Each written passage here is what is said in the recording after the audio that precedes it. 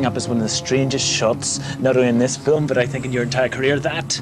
Oh, that, yeah. Why that like that? I wanted to show the two guardian lions at the gate. Oh, yeah. And then switch over to the gate. Double framed, printed every frame twice because it was too fast originally. Oh, so that slows it down? Yeah.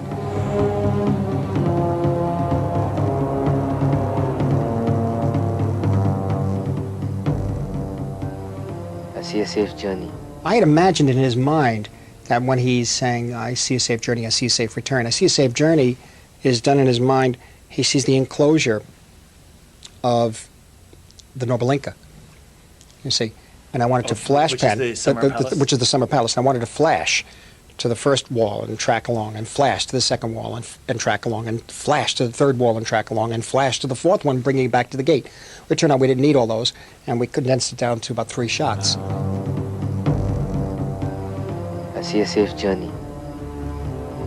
See, and again, this turn two was done in the den. Again, bang, see, punch here. This was done in the editing room, these. And this cut, watch. Dun, dun, dun. See? Because of the music. Right. I see a safe return. And now he turns here, wide again. This I did in the editing room, that wide. I didn't know I was going to cut back to wide then. You've said a lot, I've read lots of interviews, and you use this phrase again and again, which is, let's see how far we can push it, that idea of the extreme. Yes. Now, it seems to me that there's a shot in this film which has already become famous, I think, which is the monk shot, and it seems to me that you've pushed your style of filmmaking about as far as it can go. I don't know. I mean, when we say as far as we could push, it means as far as I can push it. Yeah. Another filmmaker may be able to take it more. I don't know. But here I am trying to find other ways of giving the audience the emotions of the film, giving the audience the ideas of the picture, other ways of telling the story with images than I'm normally, than a normal story that I would do affords me, you see. I'm really trying to sort of grow with it and see if I could squeeze something out of film that I haven't done before. The Chinese have bombed the monastery of Litang. It has been destroyed. They throw rocks from aeroplanes. Nuns and monks are made to fornicate in the streets. They put their guns in the hands of our Kampa children. This was done at home too. To kill the parent. Here. And now the camera stopped moving by the time we cut in. That took quite a while to edit, to get it right, the rhythm. Yeah. But you knew that yes. During that dolly end you would... Yeah, and we'd drop in 3 shots maybe, and with a scream, with a gunshot, whatever. First I knew the first shot was going to be blood splattered all over the wall. I knew that. Blood splatter. I didn't even know. I didn't even want to shoot the thing with the kid, but then I said, well, got to have a gunshot. Because that's what someone sees imagination of what's happening. Now, these shots that are coming up were never there. They were not supposed to be there. They were up earlier in the film. But at this point, there's no sense in dealing with it logically. Because it fits very well here. Well, that's what I mean by music, cutting music. And here. See this? Actually, so you had the music cues when you were editing? Yeah, exactly. And this. 3 shots. Now, these 3 shots were meant to be much earlier in the film. And we moved them back here because receiving the bad news, this is the impression of the results of what's going to happen.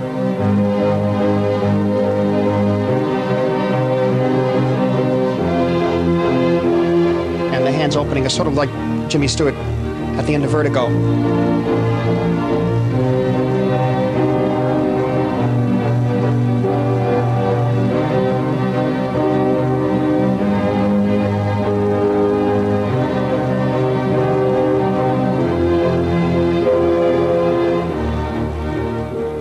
I hate to stop the shot, but at this point, is this still all live action? Is that all real monks? Right here.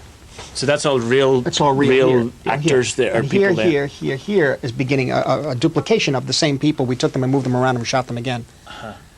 So the first crane would have had empty space. A little empty space around here. Yeah, it's still pretty good. It looked pretty interesting. And let's just watch how far it goes.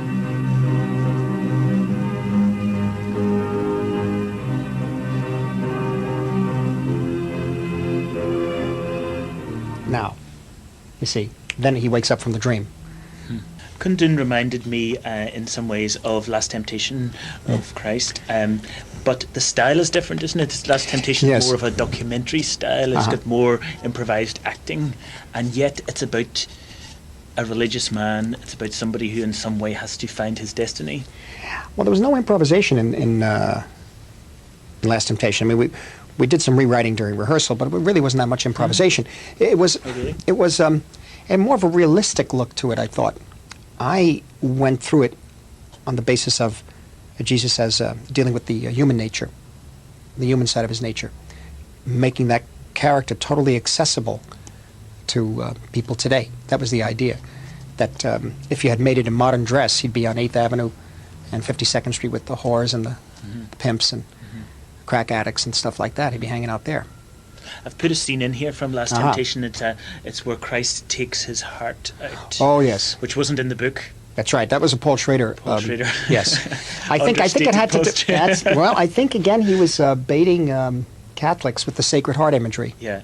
Yeah. Because he's Calvinist. It's a very different thing. He said, well, why don't we do it, Marty? Why don't we just have them take out his heart? I said, well, that's what it is. See, when he takes out the heart... Well, I grew up with that picture all around. Yeah. I always looked at the heart, the Sacred Heart of Jesus, with the flame coming out and the sword through it. Yeah. And the first letters of the Greek alphabet, the word Jesus on the heart. And, you know, what this means is that, in a sense, the way I directed the scene was that the apostles see it. They all see it. He doesn't do it, but they see it.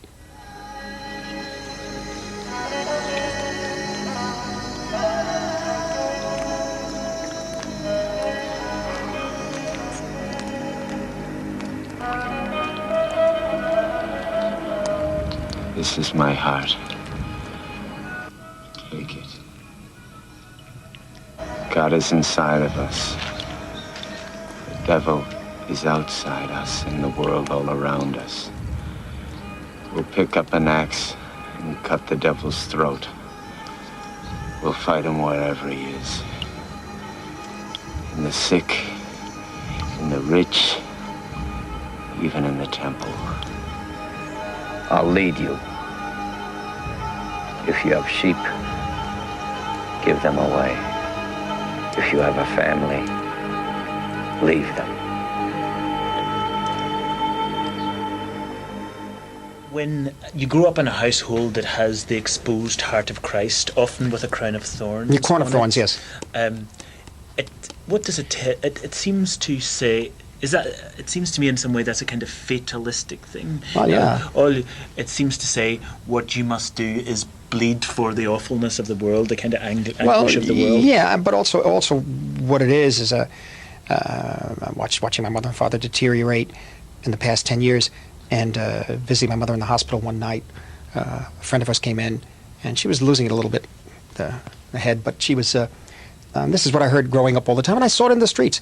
Basically, I mean, I hope it doesn't sound pretentious, but the idea was, the woman asked her, how are you feeling? She goes, well, what can I tell you? We were put on this earth to suffer.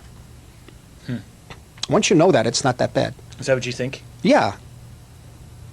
You know, but that's why I say I hope it doesn't sound pretentious, but that's what I grew up seeing and hearing a lot. She wasn't the only one who said that. And I saw them suffer. My granny always said, but I never believed her. Oh, yeah. Once you get used to it, it's like when you say, okay, that's going to be this amount of pain. Okay, now that amount of pain, that's going to be hard to take, but I might get through it. And it's just a matter of gauging yourself, you know, and systematically getting through the hurdles. And once you understand that, you could probably get through. Martin, it's been absolutely lovely talking to you, and I hope Kundun does really well. I hope so too. Thank you.